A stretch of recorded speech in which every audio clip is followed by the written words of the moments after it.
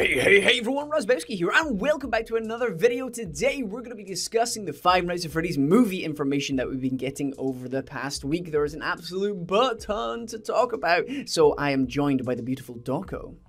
Yeah, what's going on, guys? If you didn't know already, the director Gil Kenan is directing the Five Nights at Freddy's film, which is really interesting because he got a Twitter account around the same time we found out about this Five Nights at Freddy's film, and he has revealed lots of really awesome hints about what the film is going to be about. Yes, it's very exciting, and the best thing is he's kind of following in the lines of Scott, and he's actually teasing us stuff. Well, he's being quite mysterious at the same time, as you will see when we go through some of the more important of the tweets, but it's the fact that he's having a connection to us as the fans of the game, and he already has checked into the lore. He's watched some of our videos, and he is excited, and he is teasing us with as much information as he can. Obviously, I'm sure he's got strict guidelines about how much he can say, but he's still going ahead and doing it, and that's what I like. I like a young, hungry director that is eager to please the fans, and hopefully this will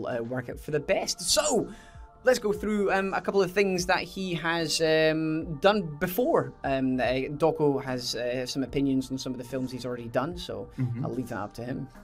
Yeah, he's directed films such as Monster House back in 2006 and a really recent film, a remake of the film Poltergeist. Now, I have actually watched both of these films, and they are actually pretty awesome and spooky, and they're both quite horrific as well, because the Monster House film is actually for children, but it's quite creepy as well. But Poltergeist is a full-on horror film, and I think some really awesome details in there kind of make me think, is he going to do the same with Five Nights at Freddy's? Specifically, the clown doll I've been thinking a lot about. It just shows that Gil can actually create horrific like toys, and I just feel like he'd get the same inspiration for some of the animatronics, if that makes sense. Yeah, it would be. It's really going to be quite interesting to see where they go with the film, but it's nice to see that he has had success with horror films before, and it's quite hard to judge because you can only judge somebody on their past achievements, but from what I've seen of these films, which is not a great deal because I'm not a massive horror film fan, I will admit that I'm a bit of a scaredy cat, but what I have seen is that they do look absolutely terrifying. I remember seeing the trailer for Poltergeist and thinking, no thank you, that's not the kind of thing for me. So the atmosphere that the guy can generate along with the storyline is hopefully going to be absolutely fantastic for the film. But with that getting released, we've got some very interesting tweets that we're going to have a quick look over just now. The very first one was Animatronic Fever. This basically was the first teaser picture. Was it the first teaser picture he actually released? It was, but it was two big ass eyeballs, and it's just showing us that real animatronics are going to be used, because there was a big debate. Is it going to be CGI? Is it going to be real? Are they going to be people in suits? Who knows? But this he's basically confirmed here that real animatronics are actually in the process of getting made just now, which is awesome. I can't wait to see how terrifying they're going to look. Exactly. It's just awesome that it's kind of like technical as well to me. I'm going to find it really awesome how they're actually going to make the animatronics do all these like chasing the night guards and stuff, and because we've already been hinted that the Bite of 87 is going to be in the film. So it's going to be awesome if we actually see the animatronics like grip down on the child's head. It's just going to be really awesome to see. But I think this was the best way. I think CGI would have looked a little bit exactly, a little bit stranger. I know they can do some amazing things with CGI. I mean, you just look at like Game of Thrones and stuff like that, and the dragons look real as hell. But I think it would look better because it's meant to be a classic Chuck E. Cheese style restaurant. So having them CGI just wouldn't look right. So I'm really pleased that they are making them like this. Plus, depending on the timeline, as Doko has already said, the Bite of 87 has been hinted that it's going to be included in the film. So having CGI in 1987 just wouldn't look as good as a very stiff moving animatronic. So that is pretty. I am very, very excited that they're using real animatronics. It's just going to be so cool. Yeah. A lot of people have been tweeting him about who is going to be the phone guy in the film.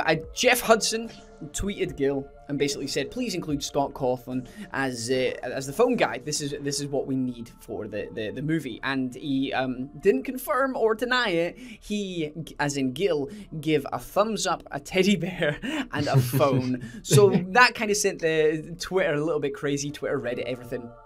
Yeah. Basically to say, Scott, there's a big possibility that Scott is actually going to voice the phone guy. And I see no reason why they wouldn't do it. I think Scott's voice acting for it is good. I think it is good. He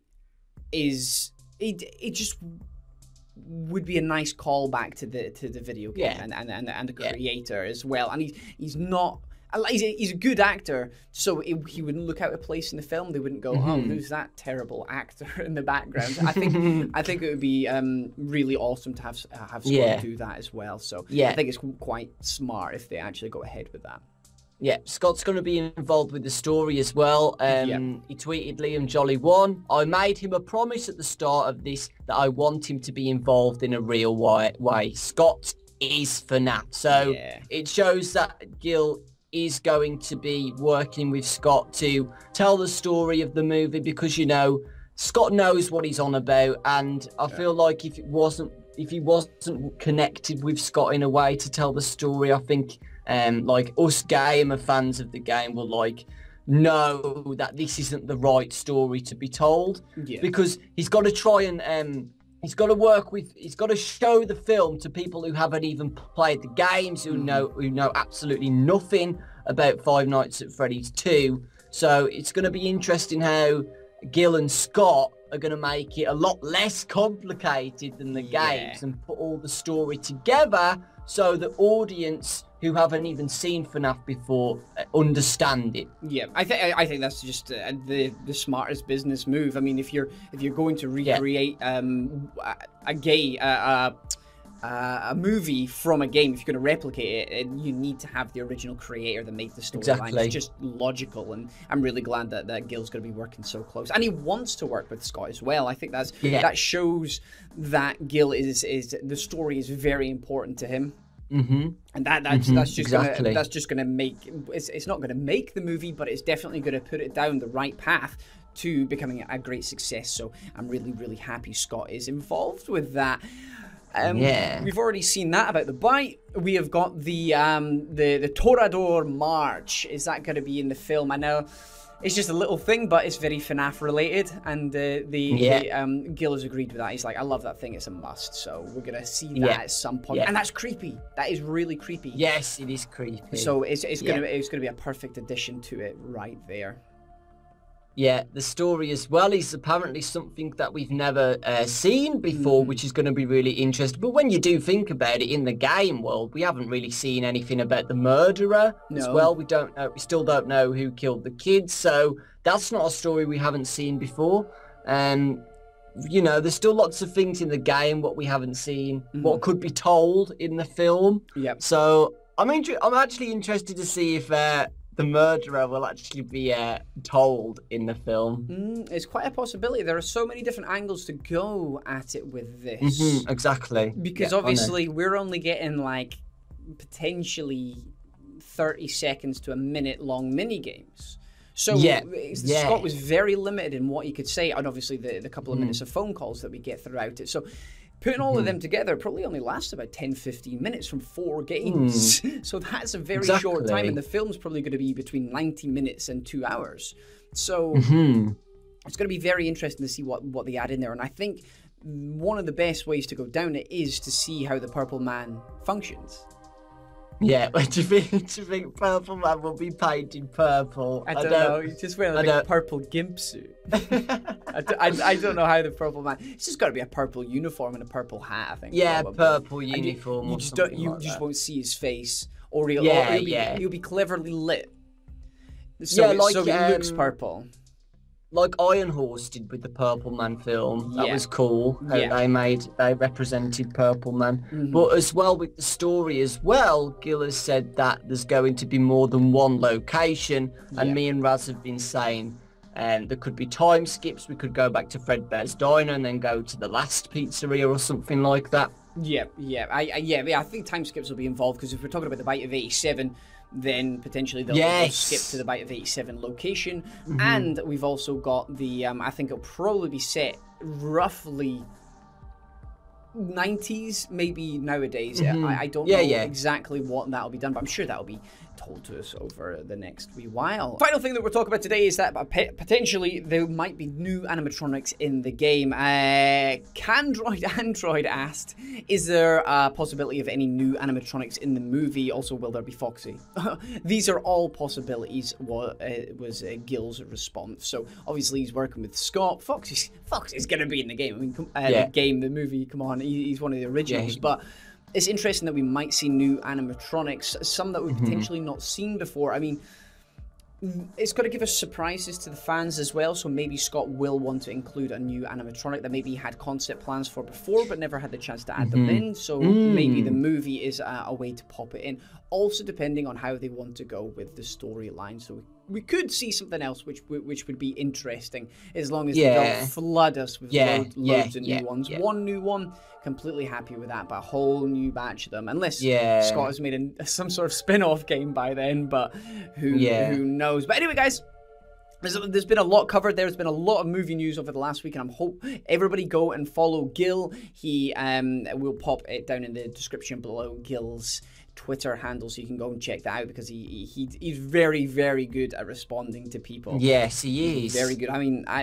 myself and Doco have both had interactions with him, and he's very, very kind, and he pays attention to the community as well. Don't spam him. Don't spam him and don't abuse him, because he's a very nice guy. And we don't want to lose this interaction, but you should definitely go and follow him for all the insider tips and tricks. Let us know what you think about some of these things today, and maybe you've got your own theories about what could be going on in this film. If you're from my channel, then please go over and check out Doco's channel. We are doing many, many different games together, and obviously he's playing some fantastic games. He's a great, great human being. Gil's currently writing the film at the moment, isn't he, while we speak? So best of luck to him and anybody else working with the film, and Scott as well, because we know Scott's working with him as well. So best of luck to all of those guys for the film. We're really hyped. If you're from my channel, folks, Raz's link will be in the description below. It's lots of awesome theories, and he does lots of gameplays as well of awesome games, and he is still the king of FNAF 4 to me, and I'm going to keep saying it. Many people will argue that, but thank you very much. Either way, guys, hit that like button if you've enjoyed today, and we'll see you soon. Take care, folks. Bye.